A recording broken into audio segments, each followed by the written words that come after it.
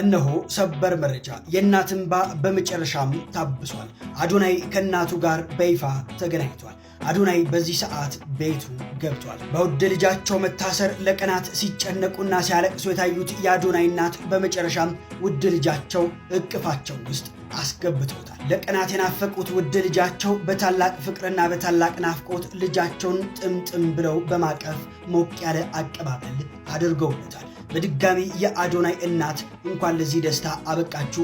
የአዶናይ ወዳጆች እንኳን ደስ ያላችሁ። ወንድሜ አዶናይ ፈጣሪ እንኳን ለቤትህ አበቃ መልእክቴ ነው። እንኳን ደስ ያለ ሁለት አዶናይ ቤታችን በረከት ሁለት አዶናይ ማለት